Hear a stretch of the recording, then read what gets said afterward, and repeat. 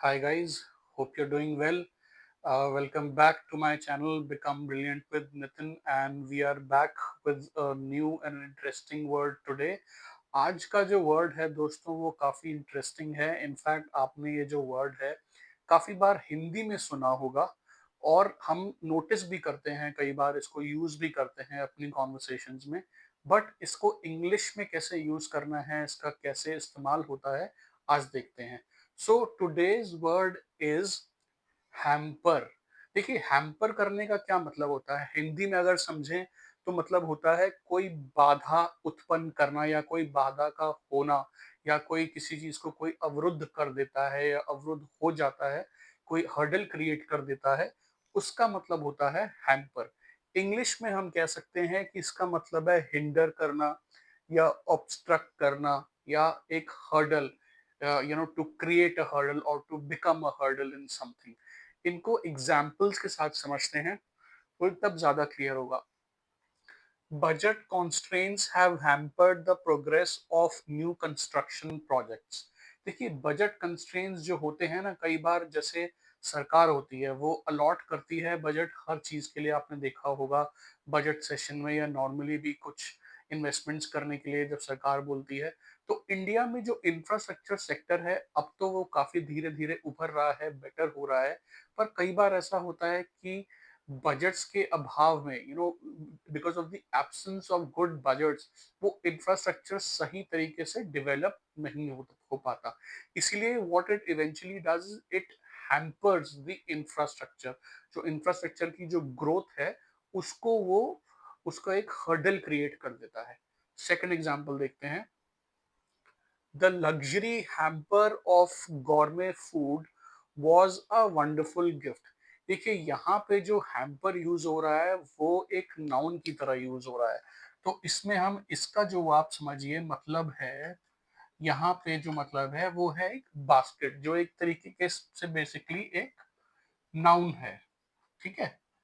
तो आपने सुना होगा कई बार लोग कहते हैं कि कोई गिफ्ट हैम्पर लाया है मेरे लिए बर्थडे पे, या किसी को हम छोटा सा गिफ्ट हैम्पर देते हैं किसी भी ओकेजन पे.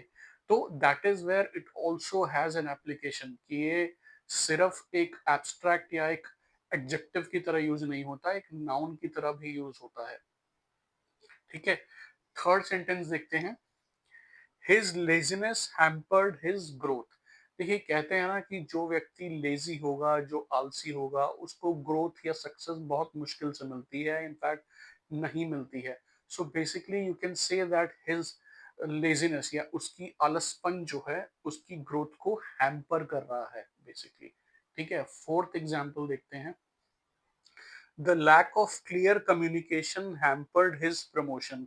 ये पॉइंट बहुत इंपॉर्टेंट है. इनफैक्ट जितने भी मेरे स्टूडेंट्स हैं जो पहले मेरे से पढ़ते थे या अभी भी जो कंटिन्यू कर रहे हैं, उनमें एक चीज जो कंप्लेंट मैंने देखी है वो बहुत कॉमन है. They are very very well qualified. कुछ लोग चार्टर्ड अकाउंटेंट्स हैं, कुछ लॉयर्स हैं, इंजीनियर्स हैं, अच्छी अच्छी जगह काम कर रहे हैं, मगर उनको लगता है, in fact it is true also, कि उनकी कम्युनिकेशन अच्छी ना होने की वजह से उनके जो प्रोस्पेक्ट्स हैं कंपनी में वो हैम्पर हो रहे हैं, वो हिंडर हो रहे हैं.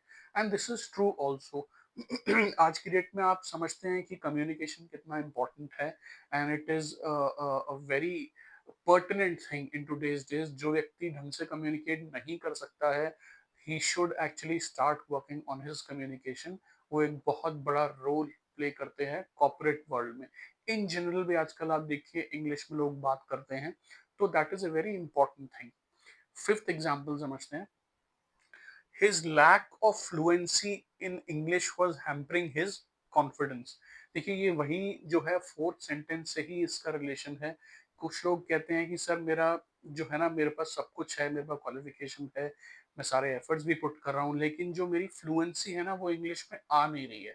उसी की वजह से मुझे लगता है कि जब भी मैं बोलने की कोशिश करता हूँ तो मेरा कॉन्फिडेंस जो है वो हिल जाता है, या जो मेरा कॉन्फिडेंस जो है वो हिंडर हो जाता है. That lack of fluency in English is actually hampering the growth of the person. तो दोस्तों, आपने देखा होगा ये वर्ड कितना अच्छा है, इसको कहाँ कहाँ आप यूज कर सकते हैं.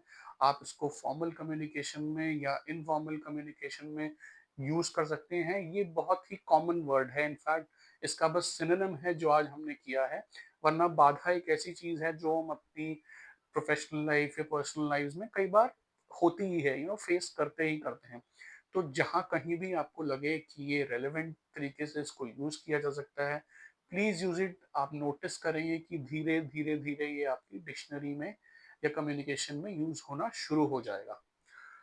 So guys, that was the word for today. I hope you like it and if you did, मैं आपसे रिक्वेस्ट करूंगा कि इसको यूज करिए एंड पढ़ते रहिए, सीखते रहिए, and please like, share and subscribe my channel which is becoming brilliant with Nitin. अगर आपको लगता है मैंने कोई भी वैल्यू दी है तो प्लीज सपोर्ट कीजिए मुझे सब्सक्राइब करके। I will see you soon with another interesting word. Thank you, bye.